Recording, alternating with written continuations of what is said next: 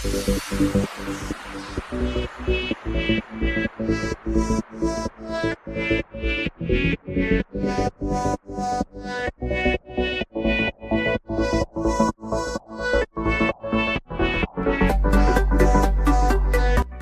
आज काय बनवते जेवायला? आज शेंगदाण्याची चटणी बनवणार आहे. तर बघू शकता त्यासाठी साहित्य जे लागणार आहे ते शेंगदाणे घेतलेले आहेत, लसूण घेतलेला आहे, कोथिंबीर घेतलेली आहे, हिरवी मिरची घेतलेली आहे आणि जिरा घेतलेले आहे. मी आता इथं गॅस चालू करून घेते. तवा ठेवलेला आहे. तवा गरम झालेला आहे तर मी आता शेंगदाणे भाजून घेते.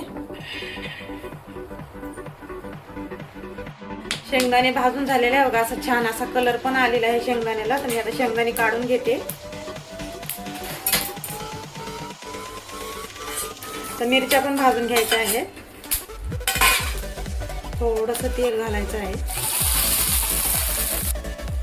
तर मिरच्या पण भाजून झालेले आहेत. आता लसूण पण थोडासा हलका भाजून घ्यायचा आहे आणि जिरे.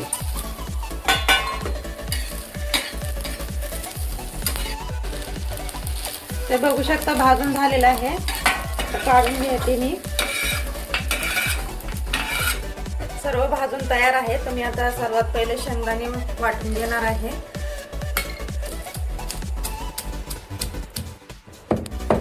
बघू शकता शेंगदाणे वाटून झालेले आहे आणि असे जाडसरच वाटायचे आहेत. तर मी आता एक वाटीमध्ये काढून घेते हे. तर आता हे मिरची, जिरं, लसूण, कोथिंबीर आता हे पण वाटून घेणार आहे मी. कारण का शेंगदाणे ह्याच्यामध्ये वाटले जात नाही म्हणून हे मी वेगळं वाटते. आता हे पण वाटून झालेलं आहे, मिरची, लसूण, कोथिंबीर, जिरं. तर आता मी याच्यामध्ये शेंगदाणे घालणार आहे. तर हे सर्व आपल्याला मिक्स करून घ्यायचं आहे आणि थोडंसं वाटायचं आहे. आणि आता चवीपुरतं मीठ. आता ह्याला पण थोडं वाटून घेणार आहे. खलबत्ता नसेल तर मिक्सर मध्ये पण बनवू शकतो आपण. बनवून तयार आहे. मी आता वाटीमध्ये काढून घेते.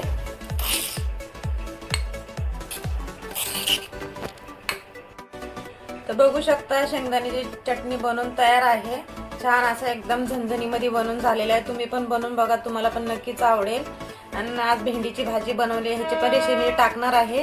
आणि ज्वारीची भाकरी, चपाती ह्याच्यामध्ये एकदम भारी लागतं. तर तुम्ही पण बनवून बघा. आणि आजचं जेवण असं आहे आमचं, या जेवायला. कसं वाटलं तुम्हाला? लाईक करा, शेअर करा, सबस्क्राईब करायला विसरू नका.